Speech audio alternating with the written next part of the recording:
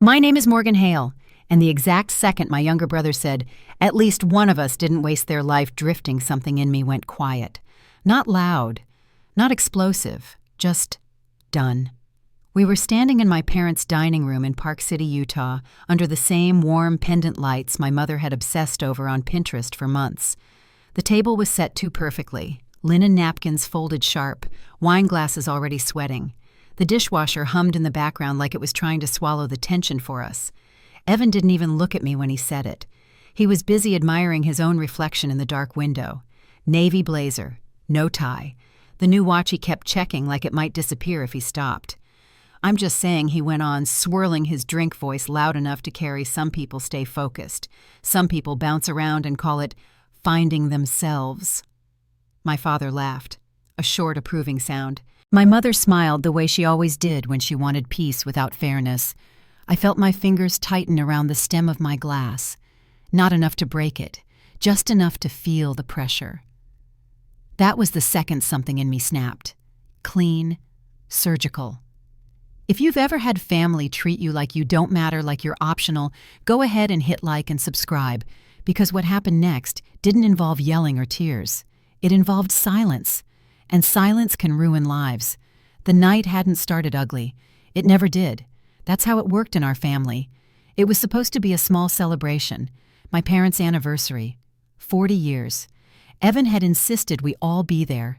No excuses, my mother had texted. It means a lot to your father. Translation. Evan had news.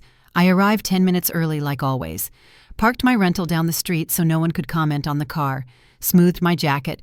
Practiced the neutral smile I'd perfected years ago. The house smelled like roasted chicken and lemon cleaner. Familiar. Safe. Sharp in a way that made memories itch. Evan showed up late. Of course he did. Bursting through the door like the room had been waiting for him specifically. Sorry, he said, grinning, shrugging off his coat. Big week. My mother lit up instantly. My father clapped him on the shoulder. Tell them Dad said. Go on. Evan waited until we were seated, until plates were full, until he had the floor. I'm officially stepping into a regional director role, he said finally. Operations. 6 locations. Corporate title. Full package. He paused, soaking it in. My mother gasped. Actually gasped. Oh my God, Evan. Dad nodded proud. I told you they'd see it. I took a bite of chicken. It was dry. And starting next month, Evan added eyes, flicking to me for the first time. I won't be reporting to anyone local anymore. Straight to executive. There it was. The table buzzed. Questions. Compliments. My name never came up. Then my mother turned to me with that familiar tilt of her head, the one she used when she wanted to sound gentle while delivering a verdict. And you, Morgan, she asked, are you still traveling for work? Traveling. That was her word for not impressive enough to explain. I nodded once, still working. Evan snorted. That's one way to put it. I didn't look at him. Dad leaned back in his chair. You know stability matters. Evan stayed the course. There's something to be said for that. I swallowed. Slowly. I did stay the course, I said. Evan laughed sharp. Come on, you disappeared for years. No titles, no updates. We never know what you're doing. He leaned forward, elbows on the table. Be honest, are you even employed right now? The dishwasher clicked off. The silence hit harder than his words. I felt my grandmother's eyes on me from the end of the table. Ruth Hale, 82, small, still, watching. She didn't speak. She never interrupted. She just observed like she was filing evidence. My mother rushed in too fast. Evan, don't put her on the spot. Then she looked at me. But sweetheart, she added softly, we do worry. Worry. That was rich. I thought about being 19, standing in this same kitchen while my father explained why my scholarship money needed to be reallocated. You're adaptable, he'd said back then. Your brother needs support right now. I remembered nodding, because nodding was safer than arguing. Evan lifted his glass again. I'm just saying, I'm grateful I didn't chase vague ideas. I built something real. That one landed. My fork froze halfway to my mouth. I set it down carefully. Too carefully. "Real," I repeated. Evan smiled. "You know what I mean." Across the table, my grandmother's hand tightened around her napkin. I caught the movement in my peripheral vision. She didn't look at Evan. She looked at my mother. My mother didn't notice. "You could still turn things around," she said to me. "It's not too late to choose something solid." Choose. Like I hadn't chosen nights without sleep. Like I hadn't chosen risk. Like I hadn't chosen to walk away when this table made it clear there was only room for one success story. I felt the edge of my phone against my thigh. One unread notification. Still sealed. Waiting. Evan pushed back his chair slightly, enjoying himself now. "No offense, Morgan. Really. But not everyone's meant to lead." There it was. Clean. Public. Unapologetic. That was the second something in me hardened. I met his eyes for the first time all night. "No offense taken," I said. My voice didn't shake. That surprised even me. Evan blinked, thrown off. Good. I'd hate for this to get awkward. My mother exhaled in relief, already smoothing the moment over in her head. "See," she said, "we can talk like adults." I almost laughed. My grandmother spoke then, just one sentence. "They still don't see you," she said quietly. The table stilled. My mother frowned. "Mom, please." Ruth ignored her. Her gaze stayed on me. Sharp. Certain. I didn't answer. I didn't need to. Evan drained his glass. "Anyway," he said, standing, "I've got an early call tomorrow. Big people. Big plans." He clapped Dad on the shoulder again. "Proud of you for raising at least one of us right." My father didn't correct him. My mother stood to clear plates. The clink of china sounded too loud. As she passed behind me, she leaned down, her hand brushing my shoulder. Light, possessive. "You know we love you," she whispered. "We just want you to stop making things so hard." That was it. That was the line. Not cruel, not loud, just sharp enough to cut. I sat there staring at the grain of the table while the room filled back up with small talk and self-congratulations. Behind my ribs, something settled into place. Cold, clear, unmovable. I slipped my phone from my pocket under the table and felt the screen light against my palm. I didn't open the message. Not yet. I just listened to my brother laugh. And waited. I didn't leave that house angry. That's the part people always get wrong. I left, emptied out. No slammed doors, no last words. I hugged my parents. I nodded at Evan like nothing had happened. I let my mother press leftovers into my hands like she always did, as if food could smooth over anything. Outside, the night air in Park City was thin and sharp. Snow still clung to the edges of the driveway, even though spring had technically arrived. My breath came out slow, controlled. I sat in the rental car for a full minute before turning the key. That was the night I stopped expecting them to ever understand me. I drove back to my hotel with the radio off. The headlights cut through darkness and memory at the same time. The road curved. The mountains loomed, silent, unimpressed by family hierarchies. That was how the silent years started. Not with a declaration, with acceptance. People think silence means doing nothing. It doesn't. Silence is work without witnesses. At 21, I learned how to sleep 4 hours at a time and still function. At 23, I learned how to read contracts faster than people could lie to me. At 25, I learned which smiles were expensive and which ones were dangerous. I stopped telling my family where I lived after Chicago, then after Austin, then after Lisbon. It wasn't secrecy. It was efficiency. Every time I shared, Evan turned it into a joke. Every time I minimized, my mother called it being realistic. So I stopped sharing. My days became airports' coffee rings on legal pads, hotel rooms that all smelled faintly like disinfectant and ambition. I learned to eat standing up. I learned to keep one blazer that never wrinkled and one notebook I never lost. At night, when the noise dropped out, I built. Not loudly, not impressively, just brick by brick. I registered my first company in a state my parents couldn't pronounce. I signed documents with my middle initial instead of my full name. I learned how to let other people talk while I listened. The first deal was small. Small enough that no one cared. That was the point. The second was quieter.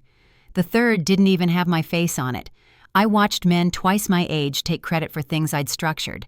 I watched rooms relax when they thought I was support staff. I let it happen. It was useful. By the time I was 28, I knew how to disappear in plain sight. My family didn't notice. Why would they? Evan had just gotten promoted again. Another photo, another toast, another caption about hard work and destiny. My mother forwarded the article with a heart emoji. I replied with a thumbs up. The silence between us stretched, but it was already there. I'd just stopped pretending it wasn't. The only person who ever asked me real questions was my grandmother. Ruth never called to ask what I did. She asked where I was sleeping, if I was eating, if I was tired. Once in a small cafe in Vienna, my phone buzzed. "Ruth, you sound thin. Are you resting?" I stared at the screen longer than I should have. "I'm fine," I typed, then erased it. "I'm building," I sent instead. She replied an hour later. "Good. Build something that doesn't need permission." I kept that message longer than any congratulatory text I ever got from my parents. The years blurred, deals stacked, failures happened quietly, wins even quieter. I learned when to walk away. I learned when to wait. I learned that patience made people sloppy. And all the while, my family narrative stayed the same. Evan was the achiever. I was the question mark. At holidays, my mother would pull me aside and whisper, "So, are you settled yet?" Like success was a couch you eventually sat on. Evan never asked. He didn't need to. In his version of the world, there was only room for one person moving forward. I let him believe it, because silence makes people careless. At 32, something shifted. Not outwardly, internally. I stopped chasing opportunities. They started circling me. People who had once dismissed me began using careful language, longer emails, later meetings. They asked questions differently. They listened. That's when I knew the silent years were ending. The deal that mattered didn't look dramatic. No champagne, no boardroom applause, just a chain of documents, a series of signatures, and one final call that lasted under 4 minutes. I remember the click when the line disconnected. I remember how still the room felt afterward. That was when my phone lit up with a message I didn't open. Not because I was afraid of it, because I wanted to choose the moment. 2 days later, my mother texted about the anniversary dinner. Mandatory. Evan has news. I stared at the message while standing at a window 40 floors above a city that didn't care who my brother was. For a second, I considered not going.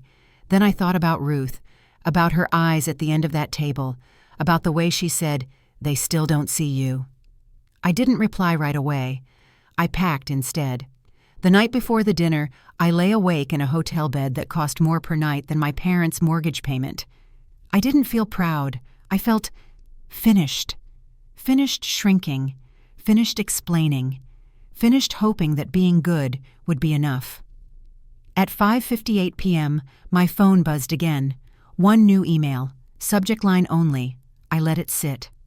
I thought about Evan practicing his lines in the mirror, about my mother arranging flowers, about my father polishing the same opinions he'd held for decades.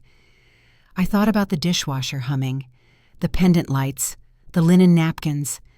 I thought about how silence had carried me this far. Then I turned the phone face down and closed my eyes. Because some reckonings don't need preparation. They just need timing. By the time I walked back into my parents' house the next evening, Evan was already performing. That's the only word for it. Performing. The dining room lights were brighter than usual, turned up like a stage. My mother had switched to the good candles, the ones she saved for holidays and company she wanted to impress. The dishwasher was running again, a low mechanical hiss under the voices like it was trying to erase what was about to happen. Evan stood near the counter jacket draped over a chair so everyone could see the tailored sleeves. He was mid-story hands, moving voice confident. Too confident. And once the board sees the numbers next quarter, he said it's basically locked in. My father nodded along, beer in hand. "I told you," he said to no one in particular. "I told you he was going places." Evan smiled, soaking it in. I set my bag down quietly and took the same seat as always, far end of the table, back to the wall. the position you choose when you don't plan to fight for attention. No one noticed. "Hey," Evan said, eventually glancing my way like he'd just remembered I existed. "You make it back okay?" "Fine," I said. He waited. Nothing else came. His smile twitched. My mother hurried in. "We're just waiting on dessert," she said brightly. "Evan was telling us about the new structure." "Oh," I said. Evan straightened. "Yeah. They're expanding operations. Regional oversight. I'll be managing multiple teams now." "Multiple," Dad repeated, impressed. Evan leaned against the counter, crossing his arms. "Corporate trust thing. They don't give this kind of authority unless they're serious." I nodded once. He noticed. That annoyed him. And the compensation reflects that, he added louder. "Base is solid. Bonuses are aggressive." My mother's eyes widened. "That's wonderful, honey." "Stability," Dad said, glancing at me without turning his head. "That's what comes from commitment." I didn't respond. Evan picked up his phone, scrolling. "They even had me sign some preliminary paperwork already. That did it." My grandmother looked up from her tea. "Just slightly." "What kind of paperwork?" she asked. Evan waved it off. "Standard stuff. Performance incentives. Alignment agreements. Alignment with what Ruth pressed." Evan chuckled. "Future growth." He took a sip of his drink. "Too big, too fast."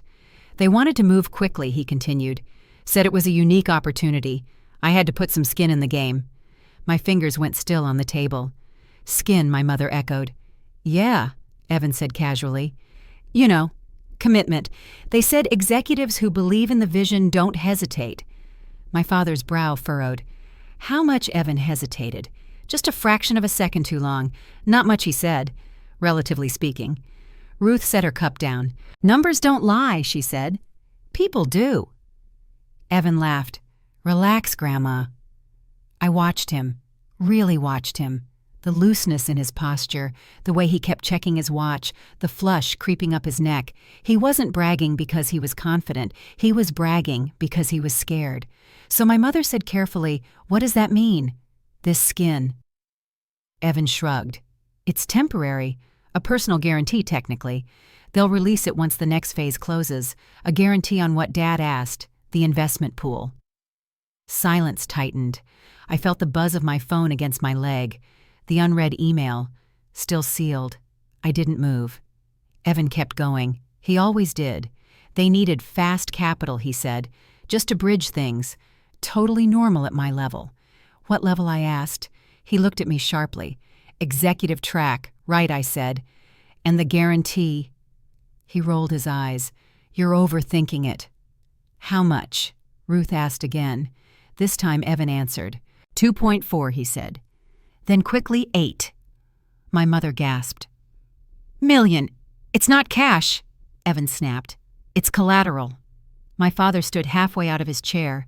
What collateral? Evan looked between them, then finally at me. "The house," he said. The room dropped 10 degrees. My mother's hand flew to her chest. "What do you mean, the house?" "It's temporary," Evan said quickly. "They said it's a formality." Dad co-signed. "It's fine." My father's face went gray. "I don't remember." "You signed," Evan said. "Thursday. You said you trusted me." Ruth's eyes closed. I exhaled slowly through my nose. "You used the house," I said. Evan's jaw tightened. "You don't understand how these things work." "I understand guarantees," I said. "And collateral." He laughed brittle. "Oh, please. When was the last time you managed anything bigger than a carry-on?" My mother turned on me. "Morgan, this isn't helping." I looked at her. "You didn't read what you signed." She flinched. "We trust our son." Evan straightened, grateful for the rescue. "Exactly. And this is how real careers are built." I felt it then. The shift. Not anger, not fear. Certainty. Because the pieces lined up too neatly. The rush, the flattery, the number, the timing, and the name Evan kept avoiding. "Who presented the deal?" I asked. Evan hesitated again. "Victor," he said. "Victor Caldwell." Ruth's eyes snapped open.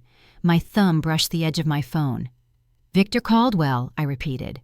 "Yes," Evan said defensively. Why, I nodded. "No reason," he smirked. "Didn't think so." My father sat back down slowly, hands shaking. "Evan, they wouldn't take the house if something went wrong, right?" "Nothing's going to go wrong," Evan snapped. "They said it's locked." Locked, that was the word. I looked at Ruth. She was watching me now, not Evan. She knew. The dishwasher clicked off. The sudden quiet felt violent.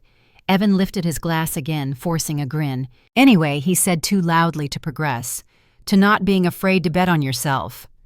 No one clinked glasses. I slid my phone from my pocket and placed it face down on the table. Evan noticed. "What's that?" he asked. "Nothing," I said. "Just something I haven't opened yet." He scoffed. "Always mysterious." I met his eyes. "Who told you it was safe to sign?" I asked. Evan opened his mouth, closed it. "They said it was standard," he muttered. "Who Victor?" "And Victor reports to corporate." I nodded again. My mother reached for my hand. "Morgan, please don't do this tonight. Do what I asked. Make things tense." I looked at her fingers on my sleeve, the grip, the expectation that I would soften. That was when I realized something else. They weren't worried about the house. They were worried about the mood. Evan pushed his chair back. "You know what? This is ridiculous." He stood, towered slightly, the golden child unsteady on his feet. "I've worked my ass off for this," he said, "and I'm not going to let my sibling undermine it because they're insecure." I didn't raise my voice. "I'm not undermining anything I said." "You already did that." His face flushed. "You don't even know what you're talking about." I finally turned my phone over. The screen lit up. One unread email, subject line visible. Evan leaned forward, squinting. "What's that?" he demanded. I locked the screen again before he could read it. "Dessert's getting cold," my mother said weakly. Ruth stood, slow, steady. "You should have read the fine print," she said to Evan. "Both of you." Evan laughed, sharp and loud. "Oh, come on." I folded my hands on the table. Inside me, everything was calm. Because when someone brags that hard that publicly with that much at stake, they've already lost. They just don't know it yet. The floor didn't drop all at once. It tilted. Just enough for everyone to feel it before they understood what was happening. Evan was still standing when I pushed my chair back. The legs scraped against the wood, one sharp sound that cut through the room cleaner than any shout could have. Every conversation died. I stood slowly, not dramatic, not rushed, the way you stand when you're certain no one can stop what comes next. "Sit down," Evan said reflexively, half laughing. "You're making a scene." I didn't look at him. I reached into my bag and placed a single sheet of paper on the table. No logo, no color, just clean white stock folded once. My mother frowned. "What is that?" I unfolded it and smoothed it flat with 2 fingers. "It's a confirmation," I said. "Time-stamped. Signed." Evan scoffed. "Signed by who?" I slid it toward the center of the table so everyone could see the name at the bottom. "Victor Caldwell." My father's breath hitched. That's the man Evan mentioned," my mother whispered. "Yes," I said. "That's why I waited." Evan leaned forward, scanning the page. His smile faltered. "This doesn't mean anything. It means everything," I said. Ruth stood beside me now, close enough that I could feel the warmth of her arm. She didn't touch me. She didn't need to. "Read the header," she said calmly. Evan read it aloud, slower than before. "Asset transfer acknowledgement." His voice cracked on the last word. "That's not—" He looked up at me. "That's not real." "It's real," I said. "It was executed 48 hours ago." My father pushed his chair back hard enough to knock into the wall. "Executed what?" "The transfer of controlling interest," I said. 100%. Silence slammed down. My mother shook her head, small, frantic. "Transfer of what? The company," I said. "The one Evan believes he's climbing." Evan laughed, loud, desperate. "This is a joke." I met his eyes. "You don't joke with collateral." That landed. His color drained fast. "You said Victor was corporate," I continued. "You said he ran point on executive alignment. He does, Evan snapped. He did, I corrected, past tense. I reached into my pocket and pulled out my phone. This time I didn't hide it. I unlocked the screen, opened the email, turned the phone so everyone could see. Subject line only. Final closing. Confirmation. Effective immediately. My mother's hand flew to her mouth. Evan lunged forward. Don't touch that. I stepped back. Just one step. Enough. Victor Caldwell was terminated for cause yesterday morning, I said. Financial misconduct, misrepresentation, fraud. That's a lie, Evan barked. I tapped the screen once. A new page opened. A scanned document. Signature block. Seal. Termination notice, I said. Filed, logged, enforced. My father made a sound that didn't quite qualify as a word. And because Victor executed your guarantee under false pretenses, I continued, every document he touched after March 1st is now under review. I let that breathe. Evan's mouth opened, closed. You said it was standard, I said quietly. You said it was safe. He looked at my parents. It is safe. I shook my head. No, I said. It's callable. My mother started crying. Not loud. The quiet kind. The kind that sinks in. Callable, she whispered. At 9 a.m. tomorrow, I said. The note can be called in full. My father staggered toward the table. The house is the primary collateral, I finished. Yes, Evan snapped. You planned this.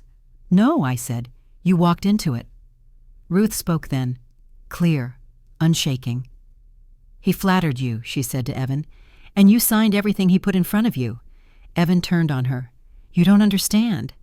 I understand greed, she said, and I understand neglect. I took a breath. Then I did the one thing that made it permanent. I pressed call. The phone rang once, twice. Speaker, I said aloud and tapped the screen. A crisp voice filled the room. Morgan Hale speaking, the voice said. Chief Operating Officer, my mother sobbed out loud. Yes, I said. We're all here. How can I help, the voice asked. I didn't look away from Evan. Please confirm, I said, who currently holds controlling interest in Northline Logistics Group. A pause. Paper shuffling. That would be Hale Holdings, the voice replied. Sole authority. Effective Friday at 5:42 p.m. And the personal guarantee executed by Evan Hale, I asked. Logged. Verified. Under review, the voice said. Pending enforcement. Evan shouted. Tell them this is a mistake. The voice didn't react. Thank you, I said. One more thing. Yes, effective immediately, I said.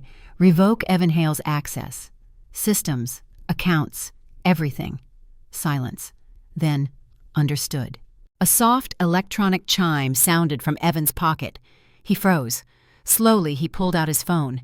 The screen was black. He hit the power button again. Harder. Nothing. You can't do this, he said. His voice cracked fully now. I just did. I said. My father dropped into his chair like his bones had given up. My mother collapsed beside him, hands shaking. Evan stepped toward me. We're family. I didn't flinch. You leveraged family, I said. I just stopped the bleeding. Ruth placed her hand on the table. Enough, she said. Her voice carried. You will not guilt her now. Evan turned back to my parents. Tell her to stop. My mother looked up at me through tears. Please, she said. This is too much. I met her eyes. You didn't read what you signed, I said. And you never asked what I was building.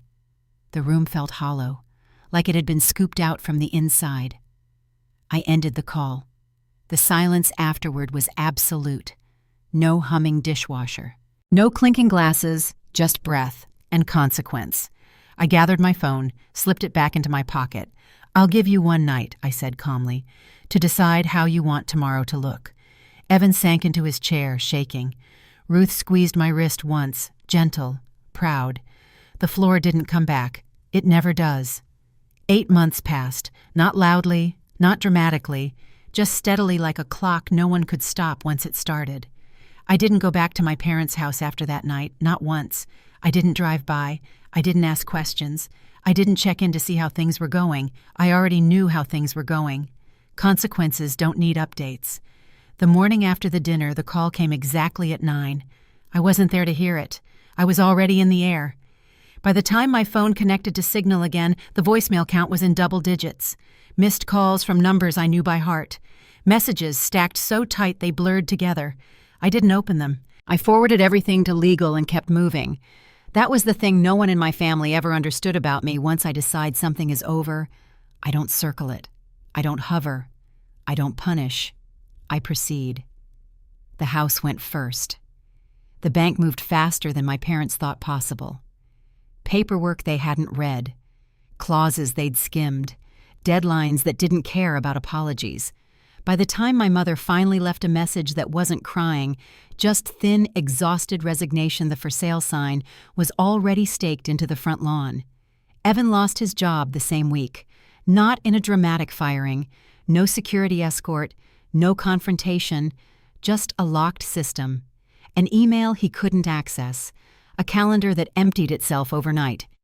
When he applied elsewhere, the calls never came. Turns out executive alignment looks a lot like fraud on a background check. My parents moved into a 2-bedroom apartment above a strip mall 30 miles away, the kind of place with thin walls and shared laundry and a view of dumpsters instead of mountains. My father picked up shifts at a hardware store. I saw him once in a photo someone tagged online, orange vest forced, smile eyes dulled. My mother stopped posting altogether. Evan took a night job. Parking cars, midnight to 6, the kind of work he used to mock. I didn't watch any of it happen in real time. I found out later. In fragments. In overlaps. In the way algorithms still try to stitch old lives back together. I didn't intervene. I didn't need to. The silence I'd built my success in finally swallowed them too. Work filled the space where family noise used to live. Meetings, expansions, numbers that didn't blink when they crossed thresholds I once thought impossible. People started using my name carefully, with context, with pauses. Articles came out, profiles, requests. I said no to most of them. When one reporter finally asked about my family, about the fallout, the distance, the rumors, I answered honestly. I kept the ones who saw me, I said. That was enough. The only person I never cut off was Ruth. Every Sunday at exactly 3, my elevator chimed. She stepped out carrying whatever she'd baked that week, wrapped in wax paper like it mattered. Lemon loaf, shortbread, once a pie that leaned slightly to the left. She never commented on the view, the height, the quiet. She sat. She poured tea. She asked if I was sleeping. Sometimes we talked about business. Sometimes we talked about nothing. Sometimes we sat in silence and let it be complete. She never asked if I was lonely. She knew better. One afternoon, as the sun dropped low enough to turn the city gold, she reached into her purse and pulled out a folded envelope. "Your mother asked me to give you this," she said. I didn't take it. Ruth watched me for a long moment, then nodded and slipped it back. "She'll learn," she said, "or she won't." That was Ruth.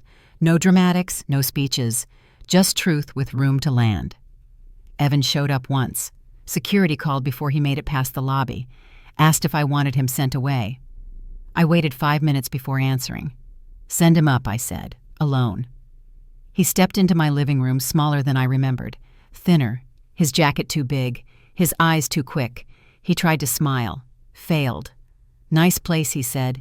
"You have 1 minute," I replied. He spilled everything. Apologies tangled with excuses, regret mixed with resentment, promises that arrived too late to matter. He asked for help. Any help. I listened without interrupting. When he finished, I said, "You didn't lose everything because of me." He looked up sharply. "You lost it because you believed flattery over fine print." His face crumpled. "I'm still your brother," he said. I shook my head once. "You were," I said, "when it mattered." I pressed the button for security. He didn't fight, just looked at me like he was seeing me for the first time. The doors closed. That was it. No victory, no relief, just closure. On my birthday, Ruth brought photo albums. We laughed at bad haircuts, crooked smiles, moments frozen before anyone decided who mattered more. At one picture, me standing slightly apart from a group hug, I paused. Ruth touched the page. "You were always building," she said. "They just didn't know how to look." I closed the album gently. That night, as the city lights flickered on below me, my phone buzzed with a single message. From Ruth. Still tea tomorrow. Don't be late. I smiled. Small, real. Some families are loud, some families take. Mine was quiet, and it stayed.